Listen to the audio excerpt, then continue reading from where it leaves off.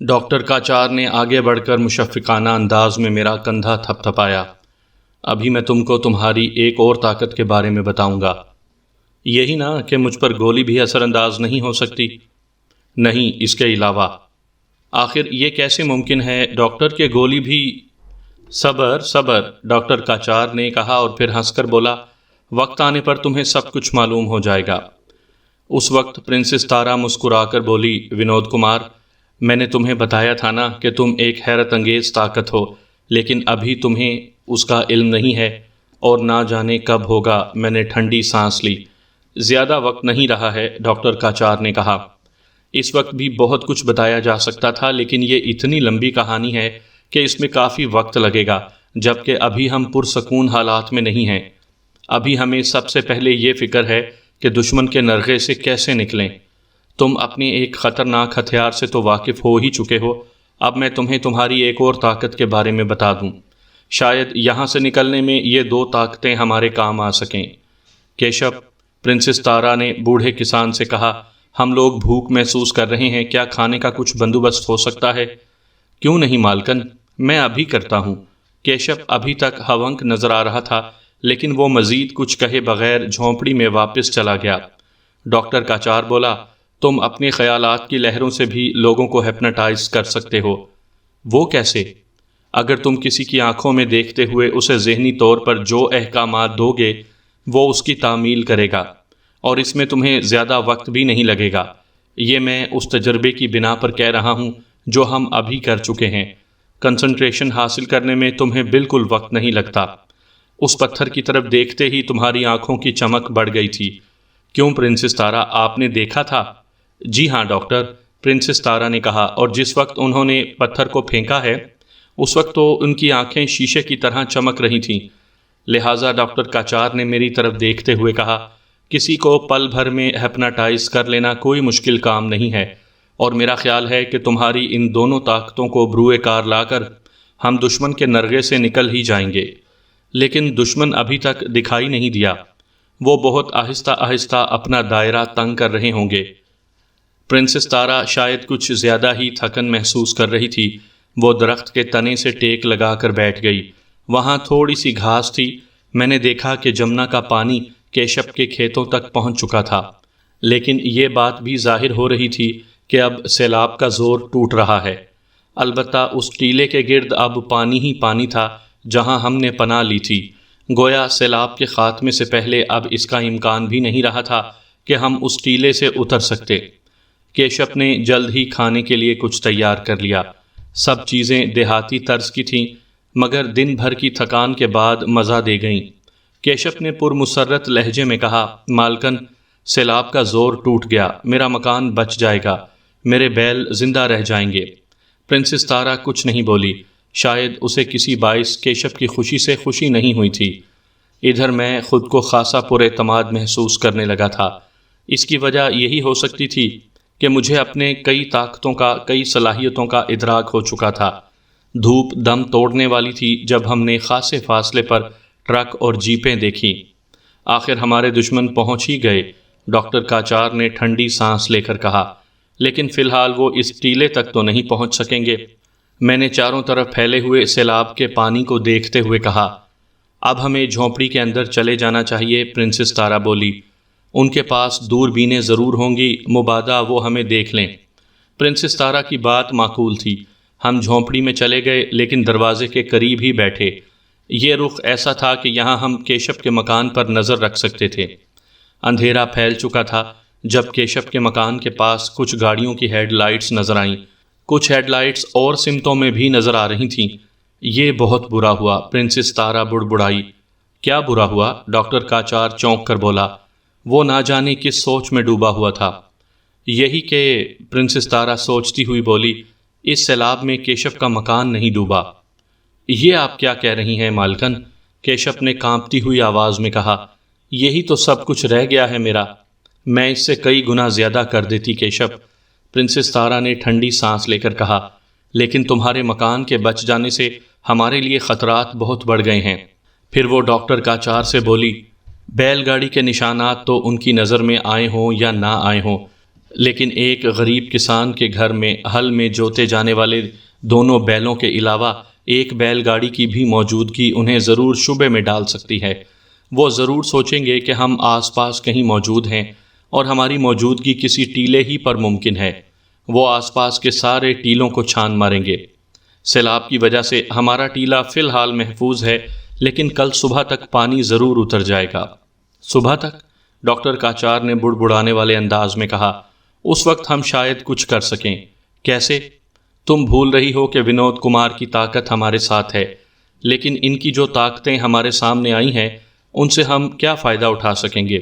اگر ان سے نہیں اٹھا سکیں گے تو کچھ دوسری طاقتوں سے فائدہ اٹھا لیں گے۔ یعنی صبح سب کچھ سامنے آ جائے گا۔ پرنسس تارا کچھ نہیں بولی اور میں بھی خاموش رہا، لیکن میں یہ سوچنے پر ضرور مجبور ہو گیا تھا کہ آخر میں کیا شے ہوں؟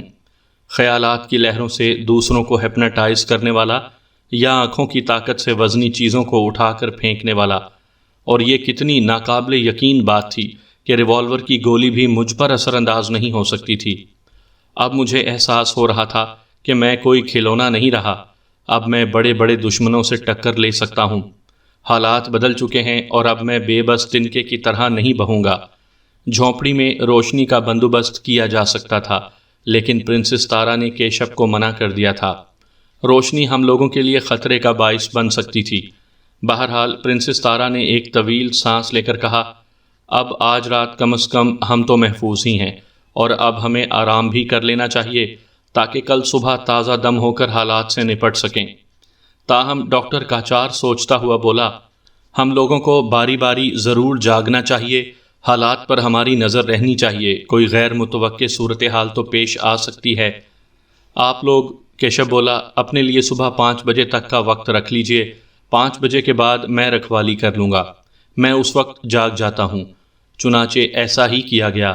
ابتدائی ڈیوٹی پرنسس تارا کے ذمہ لگی 8 بجے سے 11 بجے تک، اس کے بعد میں، میرے بعد ڈاکٹر کاچار اور اس کے بعد کیشب۔ پرنسس تارا کا خیال تھا کہ اگر میں ٹرانسمیٹرز کو جام کر دینے والی انگوٹھی پہنے ہوئے نہ ہوتا تو وہ ٹرانسمیٹرز پر اپنے آدمیوں سے رابطہ قائم کر کے شاید کوئی صورتحال نکال لیتی، لیکن ٹیلے کے گرد پانی جمع ہو جانے کی وجہ سے اب یہ بھی ممکن نہیں رہا تھا کہ میں پرنسس تارا سے کچھ دور چلا جاتا۔ کھانا پکانے کے لیے آگ جلانا پڑتی اور یہ مناسب نہیں ہوتا، اس لیے ہم لوگ بھوکے ہی رہے، مگر چونکہ تیسرے پہر کو کچھ کھا چکے تھے اس لیے زیادہ بھوک بھی نہیں تھی۔ 11 بجے پرنسس تارا سونے کے لیے لیٹ گئی اور میں نے ڈیوٹی سنبھال لی۔ رات اندھیری تھی، اس لیے میں جھونپڑی کے باہر نکل کر بھی حالات کا جائزہ لے سکتا تھا۔ یہ اور بات ہے کہ اندھیرے کی وجہ سے مجھے دشمن کی گاڑیوں کی ہیڈ لائٹس کے سوا کچھ نظر نہیں آ رہا تھا۔ وہ لوگ رات کے اندھیرے میں بھی ہم کو ان جگہوں پر ڈھونڈتے پھر رہے تھے جہاں سیلاب کی یلغار نہیں ہوئی تھی۔ میں سوچتا رہا کہ کل کیا ہوگا، لیکن کوئی اندازہ لگانا مشکل ہی تھا۔ وقت مقررہ پر میں نے ڈاکٹر کاچار کو جگا دیا اور سونے کے لیے لیٹ گیا۔ نہ جانے کیوں اب میں پہلے کی طرح بے سکون نہیں تھا۔ جلد ہی مجھے نیند آ گئی، اور نیند آنے کے بعد یہ اندازہ کہاں رہتا ہے کہ انسان کب تک سویا۔ بہرحال جب میری آنکھ کھلی تو صبح کا ہلکا سا اجالا جھونپڑی میں آ رہا تھا۔ پرنسس تارا اور ڈاکٹر کاچار گہری نیند سو رہے تھے۔ دفعتاً میں ہڑبڑا کر اٹھ بیٹھا۔ وہ کسی ہیلی کاپٹر ہی کی آواز تھی جس نے مجھے چونکایا تھا۔ پرنسس تارا اور ڈاکٹر کاچار اتنی گہری نیند سو رہے تھے کہ ہیلی کاپٹر کی آواز انہیں نہیں اٹھا سکی۔ میں نے کیشب کو دیکھا جو جھونپڑی کے دروازے پر بیٹھا حقہ گڑ گڑا رہا تھا۔ مجھے یک لخت غصہ آ گیا۔ میں اٹھا، جھپٹ کر دروازے کے قریب پہنچا اور کیشب کے ہاتھ سے حقہ چھین لیا۔ کیا تمہارا دماغ خراب ہو گیا ہے؟ میں گرجا۔ کیا ہوا صاحب؟ کیشب گڑبڑایا۔ میری دھاڑ سے ڈاکٹر کاچار اور پرنسس تارا بھی اٹھ گئے تھے۔ کیا ہو گیا؟ ان دونوں کے منہ سے بیک وقت ایک ہی سوال نکلا۔ میں انہیں جواب دینے کے بجائے جھونپڑی کے دروازے سے باہر جھانکنے لگا۔ اس وقت وہ ہیلی کاپٹر ٹیلے کے اوپر سے گزر چکا تھا۔ میں نے مڑ کر خوشمگی نگاہوں سے کیشب کی طرف دیکھا۔ تمہارے حقے کا دھواں ہیلی کاپٹر سے بھی دیکھا جا سکتا ہے۔ میں اسے گھورتا ہوا بولا۔ تم حقہ پی رہے تھے کیشب؟ پرنسس تارا نے غصیلے لہجے میں کہا، اور وہ بھی دروازے پر بیٹھ کر؟ میں نے نچلا ہونٹ دانتوں میں دبا لیا۔ کیشب نے شرمندگی سے سر جھکا لیا تھا۔ اوہ، میں چونک کر بولا، ہیلی کاپٹر پھر اسی طرف آ رہا ہے۔ آواز قریب آتی جا رہی تھی۔ اس مرتبہ میرے ساتھ ہی پرنسس تارا اور ڈاکٹر کاچار بھی جھونپڑی کے دروازے پر پہنچ گئے۔ او، میں پرتشویش انداز میں بڑبڑایا، اس مرتبہ یہ خاصی نیچی پرواز کرتا ہوا آ رہا ہے، کہیں اس نے دھواں نہ دیکھ لیا ہو اور اب مزید تصدیق کرنا چاہتا ہو۔ عین ممکن ہے، ڈاکٹر کاچار بھی بڑبڑایا، اگر اس نے دھواں دیکھ لیا ہے تو پھر اب وہ اس ٹیلے کا مکمل طور پر اپنے حصار میں لے کر جائزہ لیں گے۔ پرنسس تارا بولی، اب ہمیں کچھ کر گزرنا ہے، ڈاکٹر کاچار نے آہستہ سے کہا۔ مگر کیوں ونود ڈیئر، ڈاکٹر کاچار نے میرے کندھے پر ہاتھ رکھتے ہوئے کہا، وقت آ گیا ہے کہ اب تم کچھ کر گزرو۔ آپ جیسا فرمائیں۔ اگر ہیلی کاپٹر میں صرف پائلٹ ہے، میرا مطلب ہے کہ 2 آدمی نہیں ہیں، تو کام بہت آسان ہو جائے گا۔ کیسے؟ ہیلی کاپٹر کی آواز قریب آتی جا رہی تھی۔ تم اپنے خیالات کی لہروں سے اس کو ہپناٹائز کر کے اسے مجبور کر سکتے ہو کہ وہ ہیلی کاپٹر کو ٹیلے ہی پر اتار دے۔ ٹیلے پر ایک جگہ ایسی موجود ہے جہاں وہ اتر سکتا ہے، لیکن اگر پائلٹ کے ساتھ کوئی اور بھی ہوا تو تب مشکل ہو جائے گی۔ تم 2 آدمیوں سے تو آنکھیں نہیں ملا سکتے۔ ہیلی کاپٹر اب ٹیلے کے عین اوپر آ چکا تھا۔ وہ تینوں جھانک کر اسی کی طرف دیکھ رہے تھے۔ او، ڈاکٹر کاچار پرجوش انداز میں بولا، وہ اکیلا ہی ہے۔ جلدی کرو ونود، تم جلدی سے باہر نکل جاؤ، اس کی توجہ تمہاری طرف مبذول ہونا ضروری ہے۔ اس وقت ایک پل کے لیے میرا دل تیزی سے دھڑکا، لیکن پھر دوسرے ہی لمحے میں جھونپڑی کے باہر تھا۔ ہیلی کاپٹر اب اس ٹیلے سے ذرا ہی آگے نکلا تھا، مگر چونکہ پائلٹ کی توجہ ٹیلے ہی کی طرف تھی، لہٰذا اس کی نظر مجھ پر پڑ گئی۔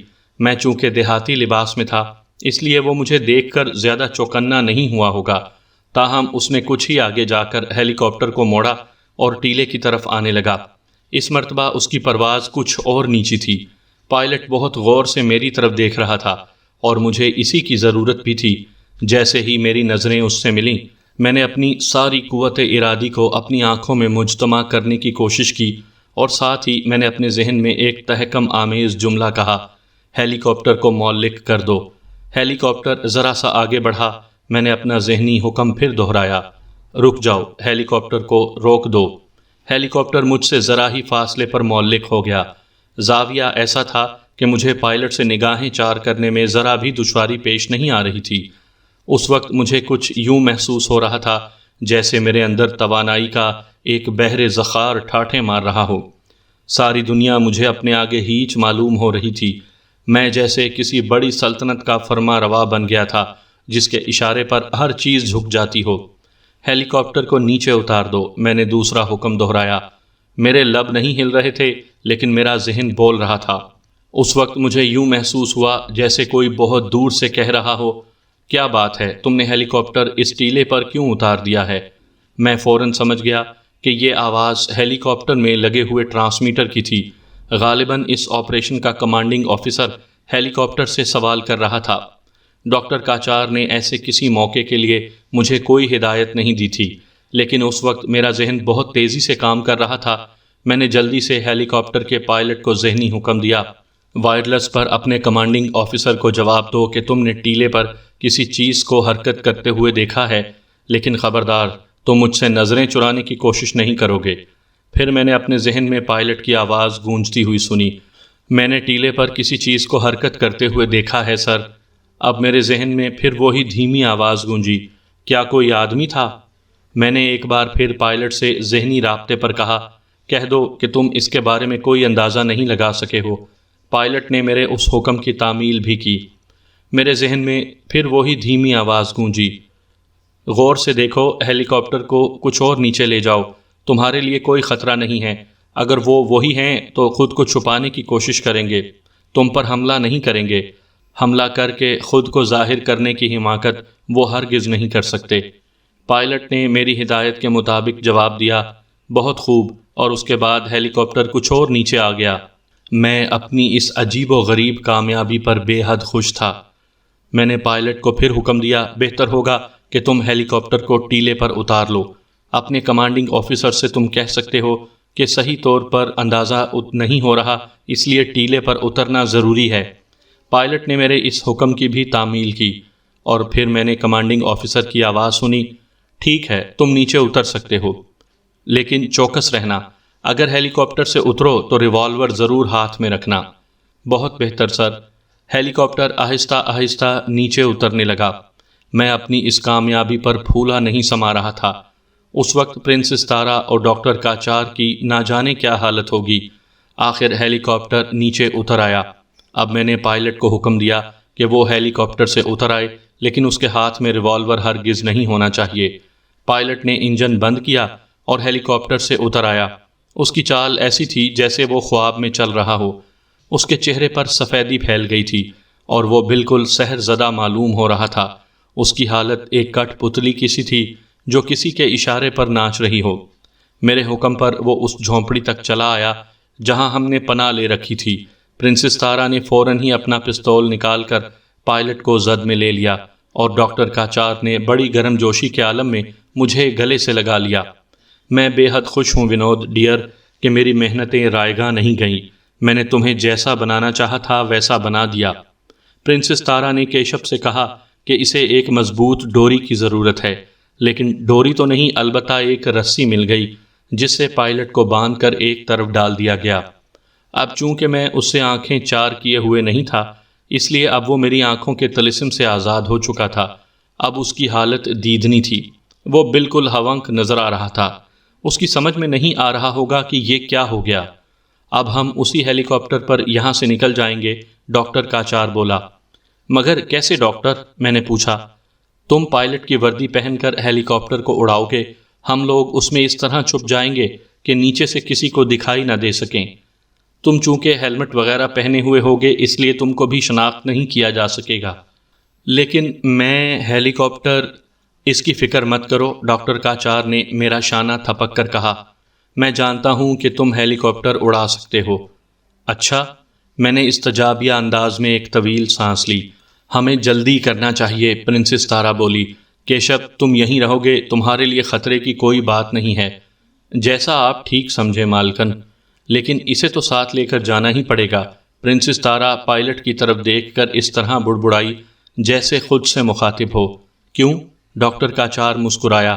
یہ یہاں رہ گیا تو کیشب کے لیے مصیبت ہو جائے گی۔ اس کے علاوہ ہمیں اس کی ضرورت یوں بھی ہے کہ وائرلیس پر اپنے کمانڈنگ آفیسر سے تو اسی کو گفتگو کرنا پڑے گی۔ نہیں، میں کمانڈنگ آفیسر سے گفتگو کرنے کا فرض بھی ونود کمار پر ہی ڈالوں گا۔ لیکن آواز کا فرق؟ ونود کمار میں ایک خصوصیت یہ بھی ہے کہ یہ دنیا کے ہر شخص کے لب و لہجے کی نقل کر سکتا ہے، ڈاکٹر کاچار نے مسکرا کر کہا۔ واقعی؟ میرے لہجے میں حیرت تھی۔ کوشش کر کے میری بات کی صداقت آزما لو۔ یہ کیسے ممکن ہے؟ میں نے پائلٹ کی آواز میں بولنے کی کوشش کی اور اپنا جملہ ادھورا ہی چھوڑ دیا۔ میں اپنی کامیابی پر حیران رہ گیا تھا۔ میں نے پائلٹ کی آواز کی ہو بہو نقل اتار لی تھی۔ میرے خدا، میرے منہ سے نکلا۔ بس اب ہمیں چل دینا چاہیے، ڈاکٹر کاچار نے کہا۔ کیشب کو وہیں چھوڑ کر ہم سب ہیلی کاپٹر کی طرف بڑھے۔ پائلٹ کے ہاتھ پیر کھول دیے گئے تھے تاکہ وہ ہمارے ساتھ چل سکے۔ اس کا لباس میں نے پہن لیا تھا۔ ہیلی کاپٹر پر سوار ہوتے وقت ہیلمٹ بھی پہن لیا۔ پائلٹ کی سیٹ پر بیٹھتے ہوئے میں نے بڑا عجیب سا محسوس کیا، لیکن مجھے اپنے سامنے پھیلی ہوئی مشینری ذرا بھی اجنبی نہیں محسوس ہو رہی تھی۔ ہیلی کاپٹر اتنا بڑا تھا کہ میرے دونوں ساتھی پائلٹ کے ساتھ بآسانی پوشیدہ ہو گئے۔ میں نے کسی تاخیر کے بغیر ہیلی کاپٹر سٹارٹ کر دیا۔ میرے ہاتھ اس کے کل پرزوں پر بڑے اعتماد سے متحرک تھے۔ پھر جیسے ہی میں نے ہیلی کاپٹر کو فضا میں بلند کیا، وائرلیس پر اشارہ موصول ہوا۔ میں نے اسے فوراً آن کر دیا۔ بند کرو، اس سے کیا فائدہ؟ ڈاکٹر کاچار بول پڑا۔ میں نے اسے بند تو کر دیا، لیکن حیرت سے بولا، کیوں؟ بات نہیں ہو سکے گی۔ ڈاکٹر کاچار نے میری انگلی کی طرف اشارہ کیا جس میں پرنسس تارا کی دی ہوئی انگوٹھی پہنے ہوئے تھا۔ اوہ، میرے منہ سے پہلے تو صرف اتنا ہی نکلا، مگر پھر میں نے کہا، اس طرح تو ان لوگوں کو شک ہو جائے گا۔ وہ یہ سوچنے پر مجبور ہو جائیں گے کہ آخر جواب کیوں نہیں مل رہا۔ بس تیزی سے جمنا کے پار نکل چلو، پرنسس تارا مجھ سے بولی۔ ادھر، اس نے ایک طرف اشارہ بھی کیا۔ میں نے ہیلی کاپٹر کا رخ اسی طرف کر دیا۔ وائرلیس پر اشارہ برابر موصول ہو رہا تھا۔ جس حد تک ممکن ہو رفتار بڑھا دو، پرنسس تارا بے چینی سے بولی۔ میں نے اس کی ہدایت پر عمل کیا، لیکن میری سمجھ میں نہیں آ رہا تھا کہ ہم اس طرح کیسے بچ کر نکل سکیں گے رات ہوتی تو اس کا اندھیرا ہمارے لیے معاون ثابت ہو سکتا تھا، مگر دن کی روشنی میں بہرحال میں نے ہیلی کاپٹر کو پوری رفتار سے اڑا دیا۔ وائرلیس پر ایک مرتبہ پھر کچھ دیر تک اشارے موصول ہوئے، لیکن میں نے اسے آن نہیں کیا۔ نیچے ملٹری پولیس کی گاڑیاں تیزی سے نقل و حرکت کر رہی تھیں۔ ہیلی کاپٹر سے جواب نہ ملنے کے باعث ہنگامی صورتحال کا اعلان کر دیا گیا ہوگا۔ میں نے دیکھا ایک جیپ اور ایک ٹرک اسی طرف دوڑنے لگے تھے جدھر میں ہیلی کاپٹر کو لے جا رہا تھا۔ میں نے اپنے ساتھیوں کو ان دونوں گاڑیوں کے بارے میں بتایا۔ ان کی پرواہ مت کرو، پرنسس تارا نے کہا، وہ بہرحال جمنا کو تو پار نہیں کر سکیں گے۔ مگر جمنا کے پار؟ میں نے اپنا جملہ ادھورا ہی چھوڑ دیا۔ میں یہ سمجھنے سے قاصر تھا کہ پرنسس تارا کیا پلان کر رہی ہے۔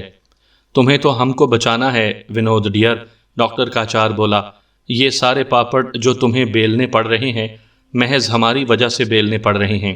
اگر صرف تمہاری ذات کا مسئلہ ہوتا تو کوئی بات ہی نہ ہوتی۔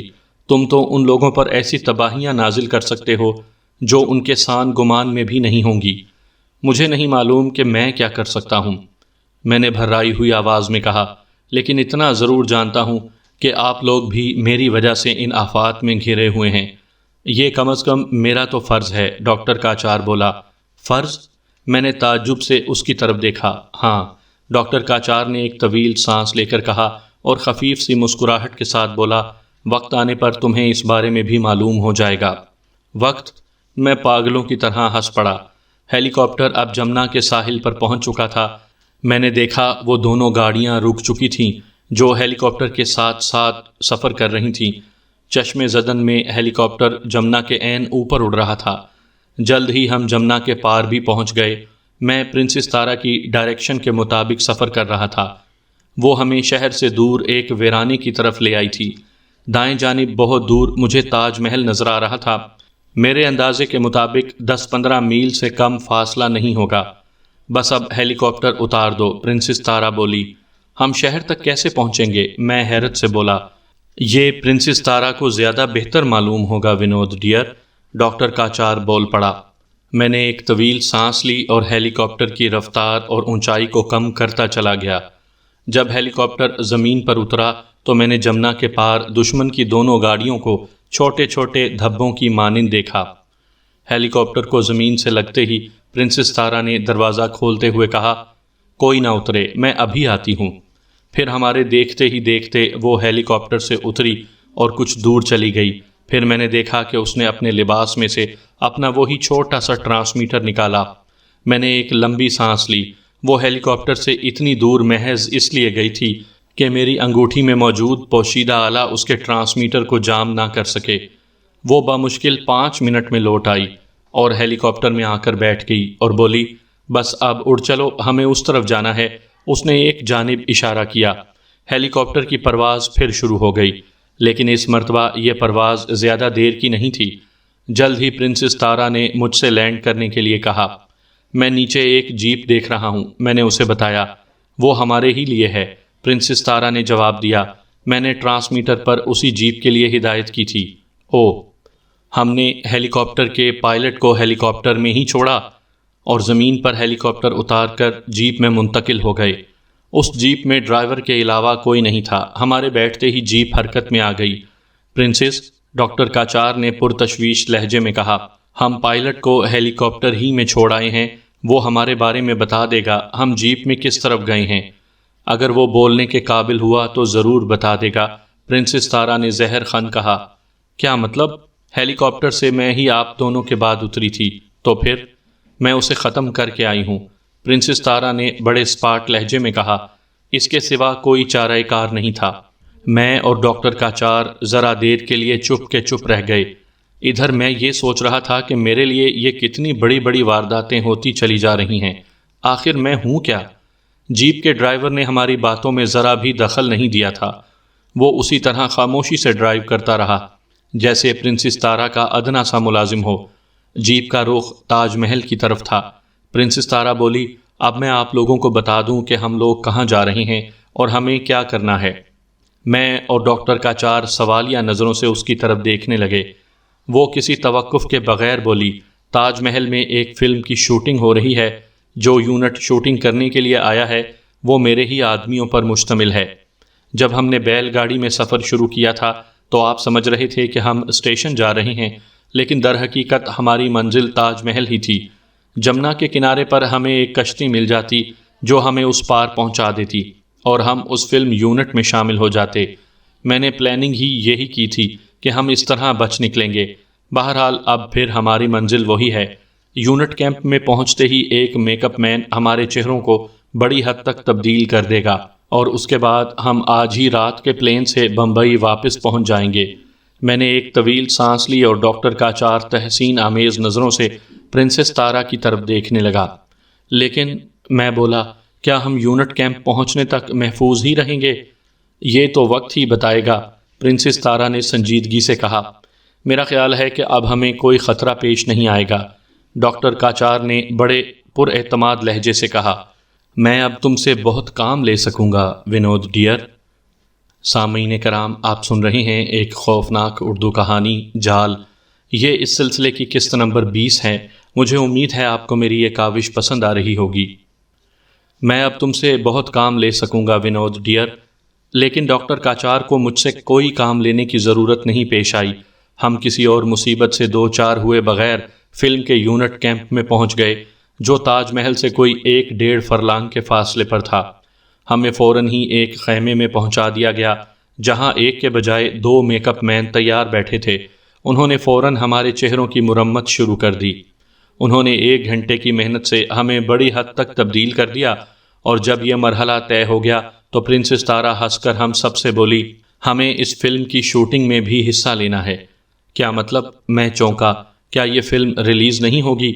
ریلیز تو ہوگی، لیکن اس میں وہ شارٹس نہیں ہوں گے جن میں ہمارا کام ہوگا۔ اوہ! ڈاکٹر کاچار کے ہونٹوں پر ایسی مسکراہٹ رقصاں تھی جیسے اب وہ بالکل مطمئن ہو۔ وہ میری زندگی کا ایک دلچسپ دن تھا۔ دلچسپ اس اعتبار سے کہ مجھے ایک فلم میں کام کرنا پڑ رہا تھا۔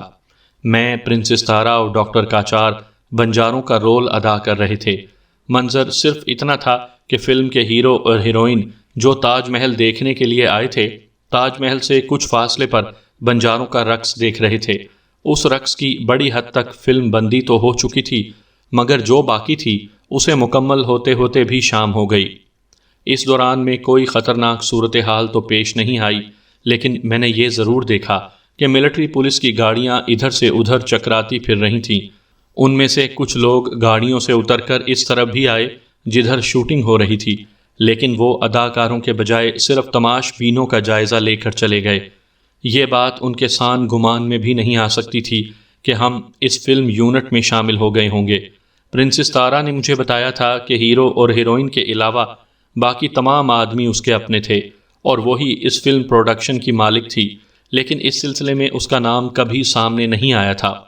مجھے یہ کرید ہوئی کہ آخر پرنسس تارا نے یہ فلم پروڈکشن قائم ہی کیوں کیا تھا، لیکن مجھے اس موضوع پر گفتگو کرنے کا موقع نہیں ملا۔ شام کو یہ یونٹ آگرے سے روانہ ہو گیا۔ ممبئی پہنچ کر پرنسس تارا ہمیں ایک فلیٹ میں لے گئی۔ کیا ہم یہاں بالکل محفوظ ہیں؟ میں نے سوال کیا۔ قطعی، پرنسس تارا نے جواب دیا۔ میں خود آج اس فلیٹ میں پہلی مرتبہ آئی ہوں۔